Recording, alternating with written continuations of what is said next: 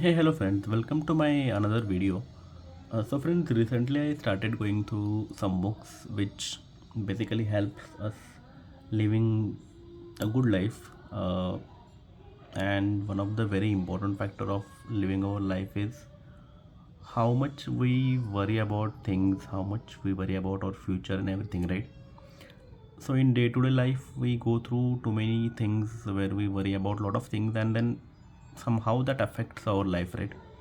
Like there are so many points which actually might not occur in our life, or which might be just our thinking, and we might face a lot of worries, and that actually the things start with us worrying about the various topics, and then eventually it affects our life in various aspects. It might affect our health and everything.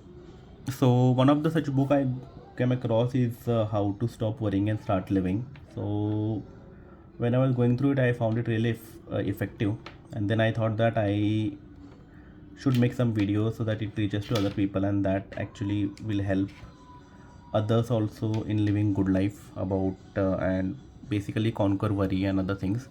So this book is really written in a detailed manner, and it covers a lot of things and shares a lot of good practices which we can follow in our day-to-day life. So one of such concept which is mentioned in this book is living in a day tight compartments, right? So let's just go through a few lines of the book, and then probably we can explain it more. So it starts with something like a young man. He was going through some book and he read some lines, and uh, basically that had a lot of effect on his future. So a medical student at the Montreal General Hospital, and he was worried about passing the final examination, and worried about what to do, where to go, how to build up a practice, and how to make a living. So the 20 words that this young medical student read in 1871. So you can assume this book is so old, and this concept is such an older concept, and that helped him to become most famous physicians of his generation. So he organized the world famous John Hopkins School at Medicine, and he became a Regius Professor of Medicine at Oxford also, the highest honor that can be bestowed upon any medical man in the British Empire. So he was knighted by the King of England. So you can assume the capacity of this man and the kind of things which he achieved in his life, right? So this is not somebody who is a normal person or something, right? He would be very scholar and like that. So yeah. So when he died, two huge volumes of books containing like 1466 pages were required to tell the story of his life. So we can assume how much he achieved in his life. So his name was Sir William Osler, and here are the 21 words that he read in the spring of 1871. 21 words from Thomas uh, Carlyle that helped him lead his life free from worry. So this, what it read is, our main business is not to see what lies dimly at a distance, but to do what lies clearly at hand, right? So I'll read it again. So our main business is not to see what lies dimly at a distance, but to do what lies clearly at hand, right? So I mean, this concept is not new, especially to Indians and others, like, right? So in our schools also we have read a lot of stories, right? We had read a story where we saw a story of a man, like, who had a torch, and then that was only able to show the road ahead only, let's say 6 feet or 7 feet, right? And he had to cross a very long journey, a very long road in a dark night, right? So the story is about, like, he is only able to see 7 or 6 feet ahead road, right? And he has to cross, let's say, 30, 40, or 100 kilometers of road, right? So how is that going to happen? Basically, it's not about seeing the end, but the more you move forward, the more you start walking, right? you will always see a road ahead of you 6 7 feet, right? So like that, once you start your journey, you will always able to see the future, and that is what is necessary, right? You need not see what lies 100 kilometers ahead, but the once you start walking, you can see the road ahead, right? So basically, this is what this concept says, like our main business is not to see what lies dimly at distance, right?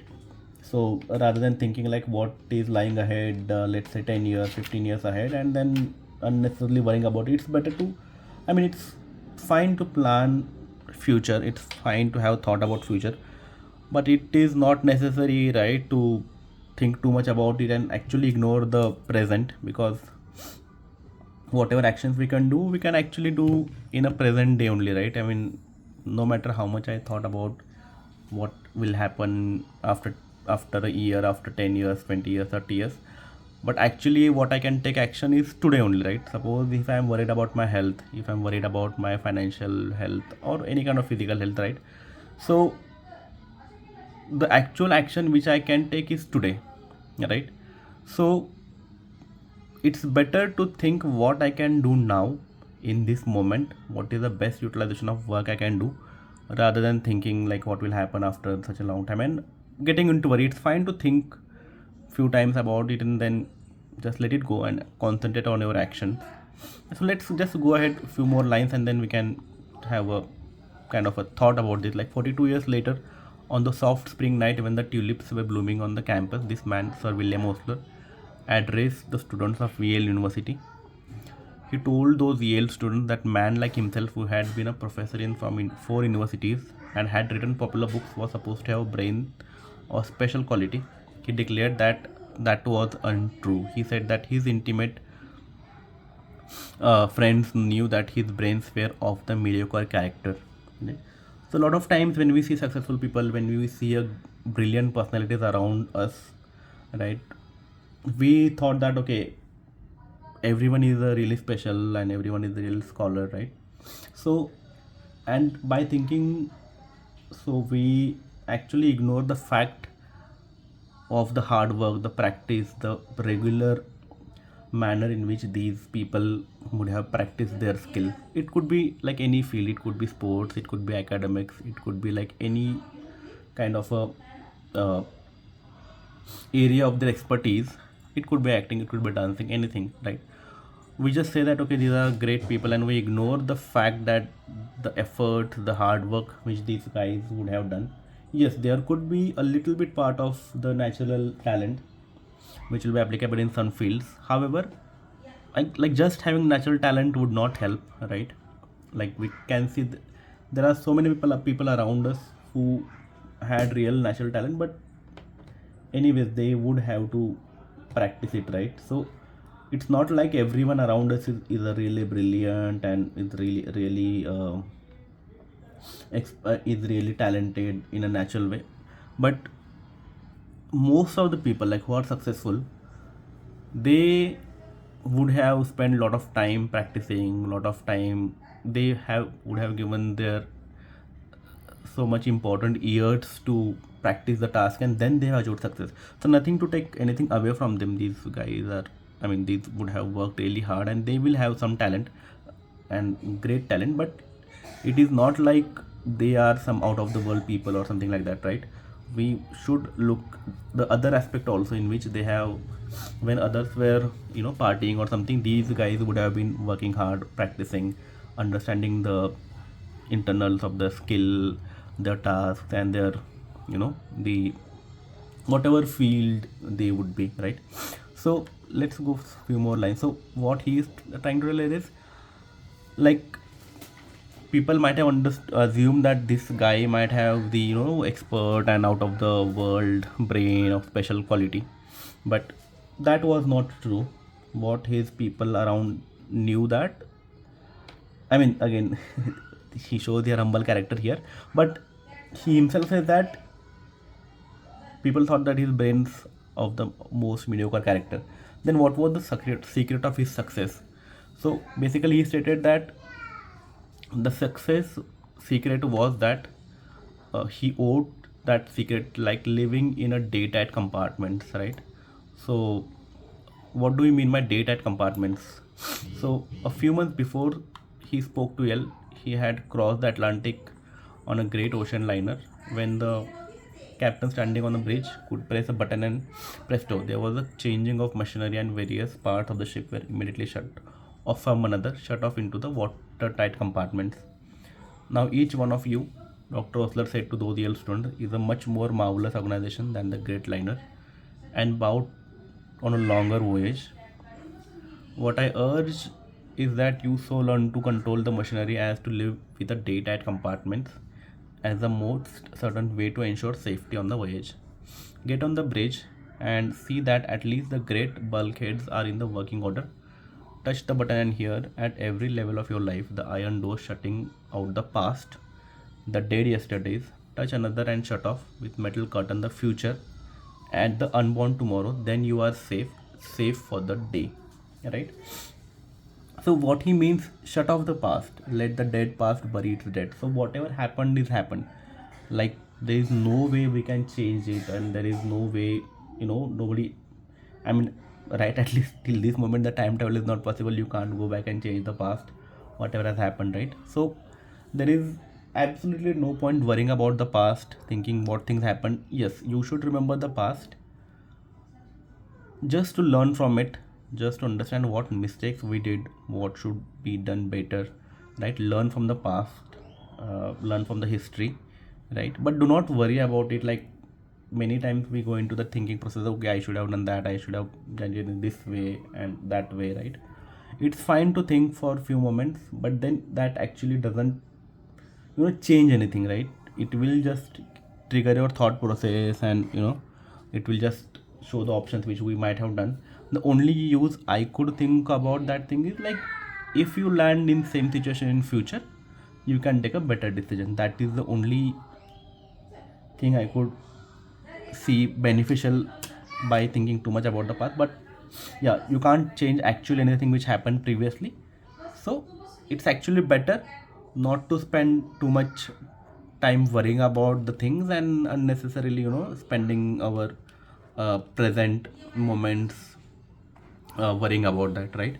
So so that's what he says here. When we say we are living in a daytime compartment, just think about today, just think about surviving today's day, and you have to do that every day, so that you do not think too much about past, you do not think too much about future. Any that applies to every field of your life, right? uh, you have some fun moment in a day, you spend your day in a nice way, you do your work, you, if you're a student, you study, you survive a day, right? Do not think what will happen tomorrow, what has happened in past, right? So that's what he means when he says uh, living in a daytime compartment. So suppose if I am a working, so for example, I am a working personal, I work in a software company, right? So many times if we think too much about future, right, and then what happens is like we go into that thinking loop, and then unnecessarily we take a lot of tensions about the things and everything, right? So better than that, just think about today, whatever tasks I have to complete today, let's concentrate on completing whatever I can do today, and then I will not think about what will happen tomorrow. So tomorrow's will think about tomorrow, right? Like in Hindi we say kal ka kal dekh lenge, right? Whatever we want to do today, we'll concentrate on it, we will do it in a good way, right? Whatever best we can do, that we will do. Even if it is related to study, let's say I have to study one chapter today, right? Even if there are say 30, 40, 50 chapters which I want to complete in the syllabus, what I can do today, let's say if I am able to finish one chapter or two chapters today, I'll concentrate on that. I will not think the time which I wasted previously or yesterday, day before yesterday, or whatever. I will just concentrate on today. I will study. I will not think too much about tomorrow and other future days, right? I will study today, and then that's it. Like I will not let the future worries seep into my today's time and unnecessarily trouble me, right? So that's what he says here. Like, touch another and shut off with metal curtain the future, the unborn tomorrow, right? Like the future is the future, right? It's not right. So we just have thoughts about the future, correct? It's not like you can do anything today about that. Currently what you can do, that's the present actions you can take that will help you in having better future. But it's not like you should worry too much about the future, right? So then you are safe for today. Shut off the past, let the dead past bury its dead. Shut off the yesterdays which have lighted fools the way to dusty death. The load of tomorrow added to that of yesterday carried today makes the strongest falter. So what the author is trying to say here is like a lot of people, a lot of capable people, if they worry too much, if they took a lot of tension and under pressure, even the strongest of us can, you know, come under pressure and falter, right? So shut off the future as tightly as past. The future is today. There is no tomorrow. The day of man's salvation is now. Waste of energy, mental distress, nervous worries, dog the steps of a man who is anxious about the future, right? So if you're too anxious about the future, that will just affect your health, affect your today, whatever action you could have taken today, that will get affected and that will not help, you know, in much way. You can plan for future, that's okay, but like no use in taking too much pressure and everything of that sort, right? So shut close then the great fore and aft bulkheads and prepare to cultivate the habit of life in day-tight compartments, right? So this is what he said, but again the author gives us another view also. So next what author says is, so did Dr. Osler mean to say that we should not make any efforts to prepare for tomorrow? No, not at all.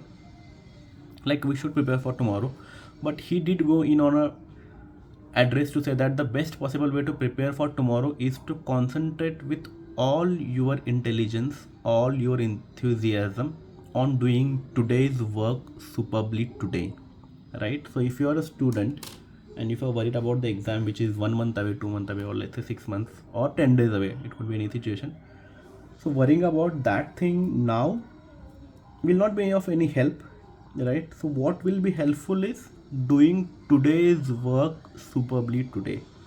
So let's say if you want to complete 2 chapters today after in studying, so worrying about the exam which is 10 days away will not change anything, but what will help you more is that studying those 2 chapters with superb concentration, without any stress, without any future thoughts, without any past thought. You study those 2 chapters with full concentration, full relaxed mind, right? You take care of your health, you study well, and you take the notes and you prepare it in a proper way. So if you're planning to finish 2 chapters today, study in such a way that you will be able to remember everything, right? You will be able to take the notes. Don't worry about those remaining 20, 30 chapters or 10, 15, whatever is the number. It depends on your course and everything, but whatever is the number, don't worry about all those chapters. You concentrate today on those 2 chapters or 1 chapter or whatever topic you have decided. You prepare it so well today that it always stays with you, and that is the best thing you can do for preparing for tomorrow. And again, it can be applicable for anything. If you are working, suppose if you are working in a project, you want to do some kind of a project completion deadline which you have, which is 3 weeks, 3 days, 2 days, whatever can be deadline. So whatever module you are going to, whatever code you are going to write, whatever logic, whatever thing you are going to do today, concentrate on that in such a superb manner that it doesn't affect the that you need not visit it later, or the best thing which you can do today is complete that or try to finish that in the best possible concentrated way, right? So he also says that that is the only possible way you can prepare for the future. Again, that can be applicable for health also. If you are concentrating on your health, if you are going to gym, let's say for that 1 hour, that 1 hour should be the best thing you can do. Whatever kind of exercise you are doing, concentrate in a best possible way. You just think about that 1 hour and you finish your task, finish your workout, right, in a best possible manner. So Next, what author says is Sir William Osler urged the students at Yale to begin the day with kiss Kai's prayer, give us this day our daily bread.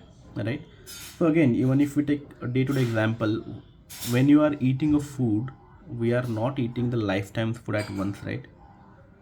The food what matters for me is the one which I can eat today.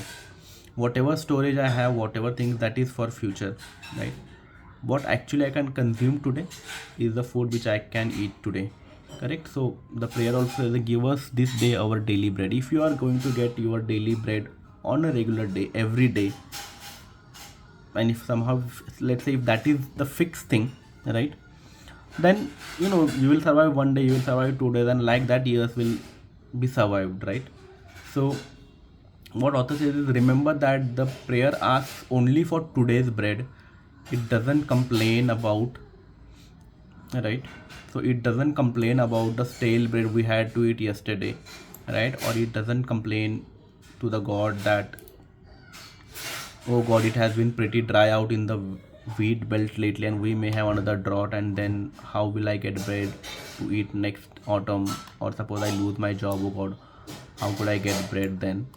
So the prayer doesn't say anything about it. The prayer just says that no, this prayer teaches us to ask for today's bread only. Today's bread is the only kind of bread you can possibly eat, right? So that's what we're talking about. Like, today's bread is the only possible food you can eat. So whatever we are eating, like whatever we are consuming today, that's the only kind of bread you can eat. Whatever is in storage, whatever is in process, doesn't matter, right? So this is how I think we should go about our life also. Let's not think too much about the future, too much about all the other things which are happening around us, right? To prepare for the future, the best way is to prepare today, to work hard today, give our 100%, enjoy our moment which we can enjoy today, right? Because whatever is past, that was present yesterday, correct? So if we are worrying, and whatever is today, this will be past tomorrow, right? So to have our best life and to live our life fully and to have a past which we can be proud of, the action, it will be about the action which we take today. So if I study well today, tomorrow when this today becomes past, I will be happy about thinking about the things which I did today. I studied well, so that past will be a successful and fulfilling past, right? I can't do anything about future, but yes, if I want to have good past, definitely I have to work hard today. And if I need to have a good future, the only best possible time I can work towards it is today, not by thinking too much about the future things and everything. So friend, this is, I'm still going through the book. It's a very good book, you can also go through it, but I'll make more videos on this topic because I know this is really important, and lot of things which are happening around us and other things, right, like that affects a lot of people. So it's my small effort to help, because I got a great help from a lot of other people after discussion and everything. So now my point is to help others, and then if my videos can inspire anyone, help anyone in any way, that is only my purpose. So if you like my videos, kindly subscribe and comment on my videos. That will inspire me and help me in making more videos of this kind. So if you like my content, kindly subscribe to my channel and share my videos to others also, because I am aware like there are a lot of people who are facing difficulties in their life. I pray to God that God should help everyone, and definitely God will help everyone in their life and struggle, and every one of will have a great life. Your family also will be blessed by God. So kindly share my videos and kindly subscribe to my channel. I will meet in next videos. Thank you guys. Thank you. Take care. Bye.